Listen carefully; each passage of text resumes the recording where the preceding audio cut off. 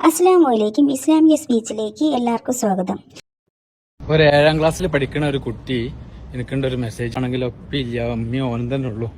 അപ്പം അമ്മ ഇങ്ങനെ വിഷമിച്ചിരിക്കണ കണ്ടിട്ട് ഓൻ പറഞ്ഞു കേക്കിങ്ങള്.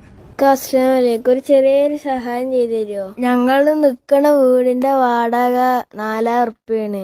അപ്പൊ 3 മാസം വാടക കൊടുക്കാണ്ട്. നിങ്ങളെ കൊണ്ട് പറ്റണ എന്തെങ്കിലും ഉണ്ടെങ്കിൽ ഒന്ന് അയച്ചു തരുമോ? അതിനെന്താ മുത്തേ, ഇൻഷാ അല്ലാ കൊടുത്ത് ചങ്കളെ കൊടുത്തിട്ട് സത്യം പറഞ്ഞല്ലേ കണ്ണിന്ന് വെള്ളം പൊട്ടിപ്പോയി. വെറുതെ പറയല്ല, സത്യമായിട്ടും ആളുകളൊന്ന് കേട്ടോക്കി ചങ്കളെ, സത്യം വെറുതെ പറയല്ല, സങ്കടം വന്നുപോയി.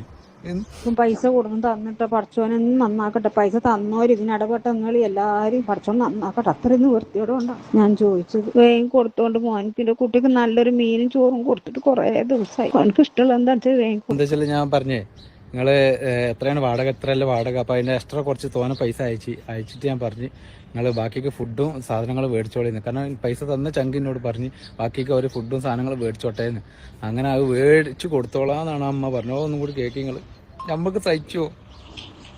കാരണം സ്വന്തം മക്കൾ പട്ടിണി കിടക്കുമ്പോൾ വേഗം കൊടുത്തോണ്ട് മോനിക്കിന്റെ കുട്ടിക്ക് നല്ലൊരു മീനും ചോറും കൊടുത്തിട്ട് കുറെ ദിവസം. ഒരിക്കലും പ്രതീക്ഷിച്ചിട്ടില്ല ഇത് മുഴുവൻ തന്നെ ഉണ്ടാവും. ഞാൻ വിചാരിച്ചിട്ടില്ലായിരുന്നു. ഞാൻ വിചാരിച്ചതിനെക്കാട്ടി കൂടുതലുണ്ടായി. അടുത്തൊന്നും നന്നാക്കി തരട്ടെല്ലാരും.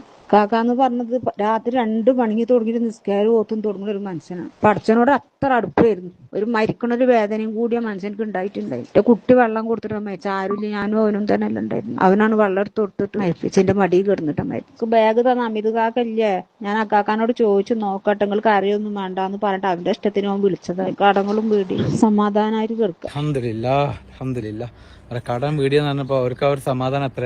സത്യം പറഞ്ഞാൽ നമുക്ക് എന്തെങ്കിലുമൊക്കെ വിഷമങ്ങളുണ്ട്, അങ്ങനെയൊക്കെയാണ് കേൾക്കണ്ട. എന്നെ കാണുന്ന കുറെ കുട്ടികളും കുറെ എമ്മാരൊക്കെ നിങ്ങൾ കാണില്ല ചങ്കളെ.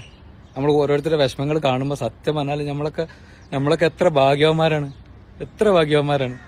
പഠിച്ചോനെ ഈ പൈസ കൊടുത്ത ചങ്കിന് അല്ലാഹു ഹൈറും ബർക്കത്തും ജീവിതത്തിൽ ഉണ്ടാവട്ടെ. ഏലോകത്തും പരലോകത്തും ഇതിന്റെ പ്രതിഫലങ്ങൾ അദ്ദേഹത്തിന് കിട്ടട്ടെ എന്ന് ഞാൻ ആത്മാർത്ഥമായിട്ട് പ്രാർത്ഥിക്കുകയാണ്. ഇങ്ങനെയുള്ള ആളുകളെയാണ് നമ്മൾ ചേർത്ത് പിടിക്കേണ്ടത്, അല്ലേ?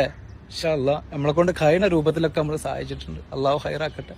അല്ലാഹു സോലിയായ അമലായി സ്വീകരിച്ച് ഇതിൽ ബാക്കിൽ നിൽക്കുന്ന എല്ലാവർക്കും അതിന്റെ പ്രതിഫലങ്ങൾ കിട്ടട്ടെ എന്ന് പ്രാർത്ഥിക്കണം. അമീൻ യാ റബ്ബൽ ആലമീൻ.